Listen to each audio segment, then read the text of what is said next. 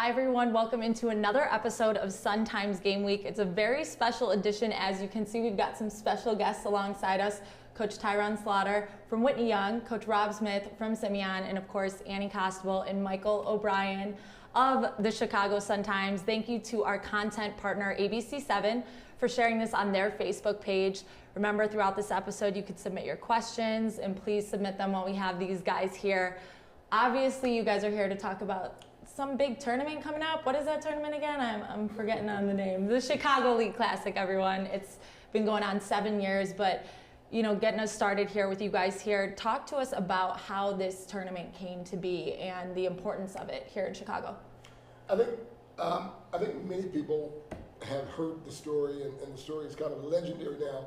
Myself and Coach Smith were in West Virginia at a tournament, outstanding tournament, Cancer Research Classic, and we were having breakfast one morning, and I had come down to the table, and the coaches were there talking, and we kind of started joking, and I said to Rob, why are we here?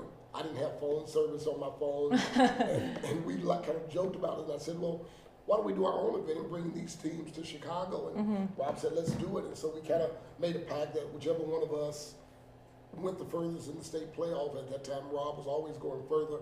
The other one was to go out and start contacting teams. So we started contacting teams, and we talked to some national powers, and they all elected to come to Chicago to see Chicago. And it's been going on for 7 years now. This will make our 7th year. And I think what we really wanted to do is really show the people of Chicago, but also the people outside of Chicago, what Chicago basketball was to those who had not seen it, right. But to Chicago, what quality teams look like from around the country. And we've managed to do that, and we've added in some other parts to our program, some educational components that have helped our young people become much more well-rounded student athletes. Right.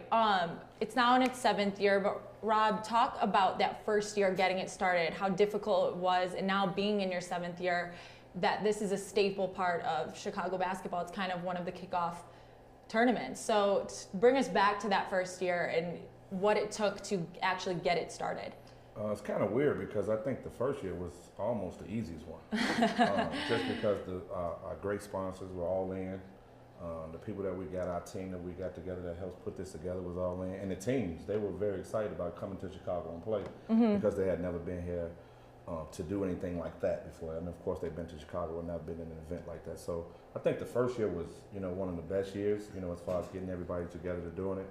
But it just got better and better every time, especially Coach Slaughter already spoke about the other things that we do besides basketball, which is our Champions in Life workshop that we have, where we bring in people to talk to the players about different things, everything except basketball. They hear that all the time. So we bring in people for financial literacy, things of that nature, so they can know how to finance their money, things with social media people come in and talk.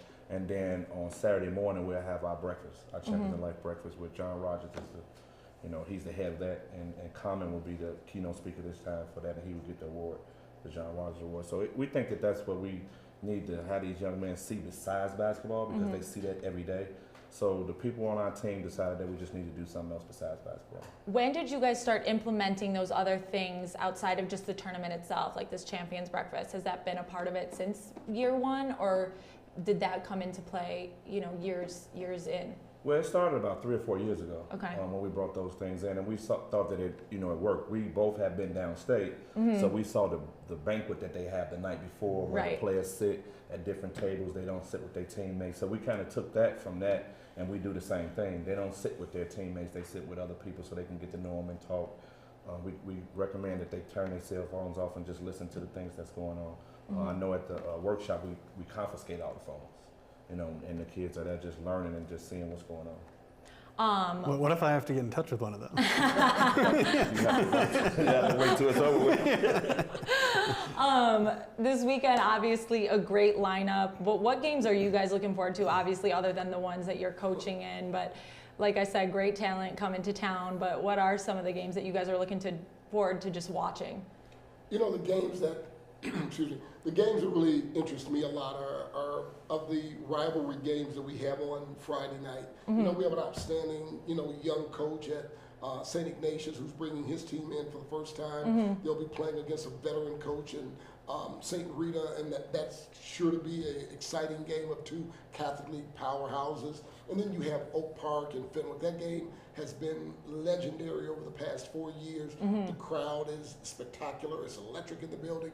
And it's good old high school basketball at its finest. And then you fast forward to Saturday. I think, Mike talked about the Uplift Evanston game, a game from Illinois and Chicago that's going to be exciting for the hometown people. You know, but for me, I'm really looking forward to the Simeon game when they play St. Vincent St. Mary out of Ohio. Really an outstanding team in St. Vincent St. Mary, and Coach Smith has an outstanding group of young people, and we're going to see how they respond on the big stage. And so for me, that's always interesting to see, and I look forward to a great 2 days of basketball. Notwithstanding, Whitney Young is playing. Our girls are playing on Friday night, and we're bringing back an alum in E.C. Hill, who's the head coach of Montverde. So that's sure to be exciting for all of our Whitney Young fans, but absolutely for all Chicago fans that have known E.C. Hill over the years. And the Whitney Young girls program has a lot to look forward to this season. Very talented program over there this year, so that obviously is going to be a great game. Coach Smith, then, are you excited to see Whitney Young play, or?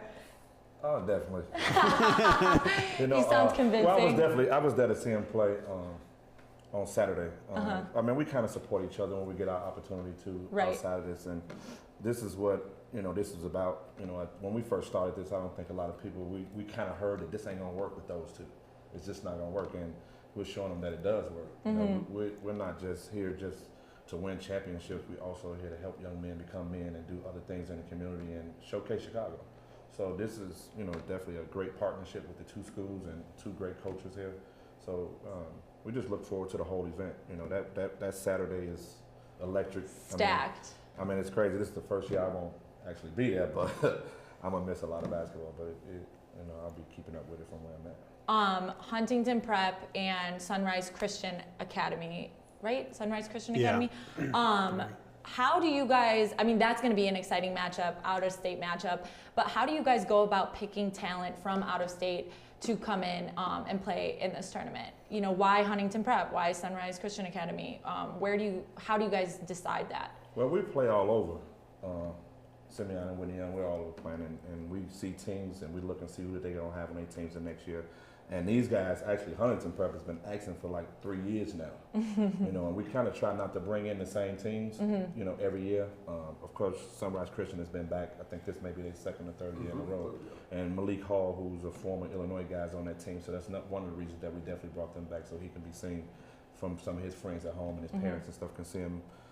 But really, nationally, people calling us. We already have calls for next year. People are already calling to see if they can be in the event. And can you guys give us a preview? No. Who can we expect to see next year? And it's funny because I think it could have been year 1 or 2, man, you were having a conversation.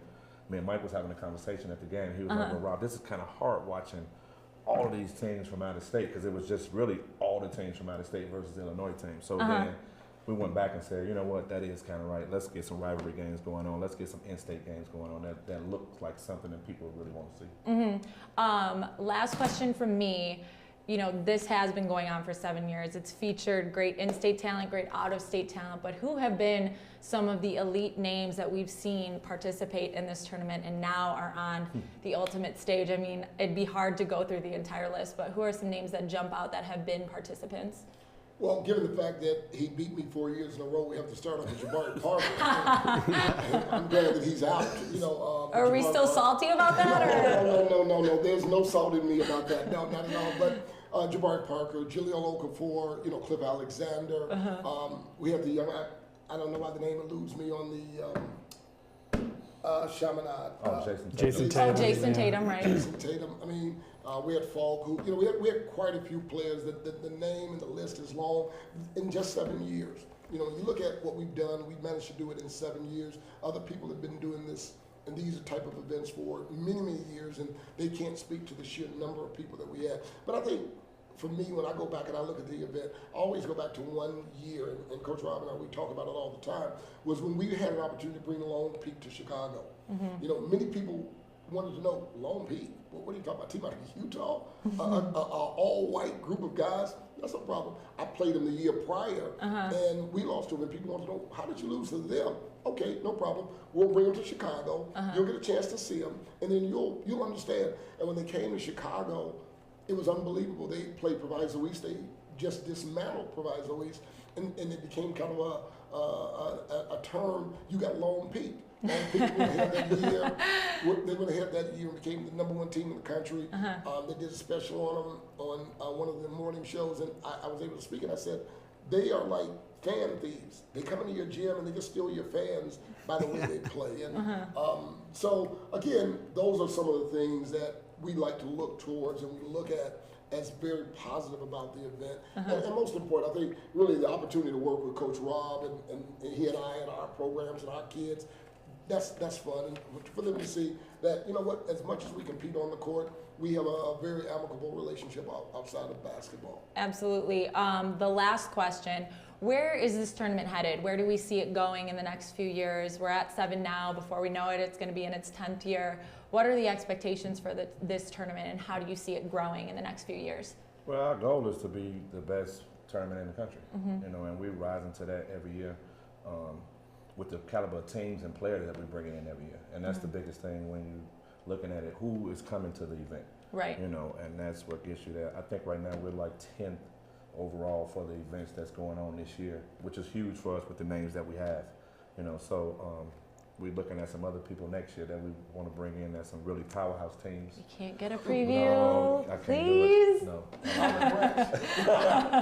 No. But those teams are already calling, and we're really in conversations with those people already to take it to the next level, and that's what we want to take it to. I mean, there's no better place to do this than in Chicago. I mean, we're both going to Dallas to play. I'm going to Phoenix. He's going to West Virginia. No, you're going to Boston. I'm sorry. Boston. And those places are okay, but it's nothing like Chicago.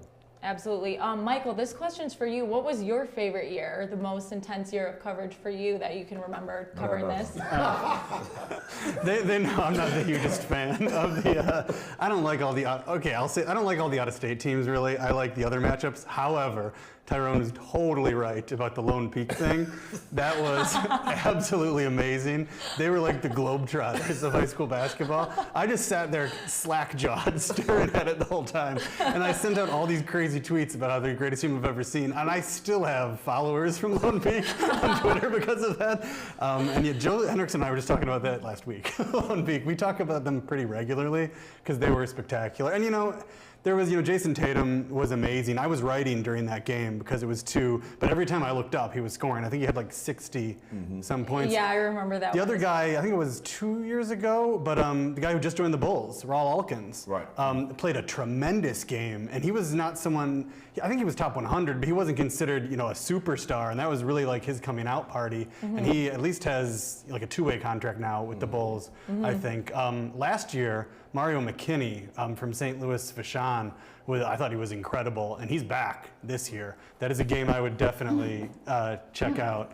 They play Morgan Park. Yeah. Tyrone stayed away from them. You know what? I do have one last question because we changed venues this year. So how is that going to help, I don't know, allow more fans to come in? How excited are you guys about being at Wintrust now? And talk about just the change in venue this year. The change in venue was something that we wanted as a group. We wanted to kind of increase the quality of the event based on teams and play and schedule, but more importantly, the venue. And there's no better venue for us to play in than the brand new Wintrust. It is a state-of-the-art facility, outstanding sightlines for the fans. But again, as the event continues to grow, we have to continue to invest in the event, and the investment in going to Wintrust is, we believe, light years ahead of what we could have done where we were. And mind you, we had a phenomenal 6-year run at UIC. We were grateful for all that they did and all that we were able to do there, but an opportunity to elevate the event to a place like Wintrust, you just can't speak to what that does for the event. as it relates to attracting teams. But most important now, we have the hotel connected directly to the venue, so the players will be able to walk back and forth. We timed it. I did it in 7 minutes, so any young person could probably do it in 3.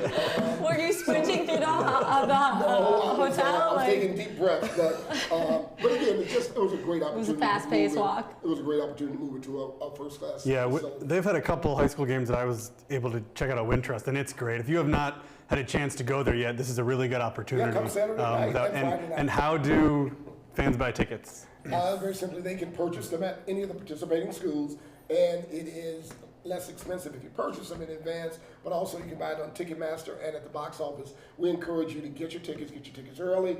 Meet us there on Friday and on Saturday night, and all participating schools do have tickets, and there are tickets still available.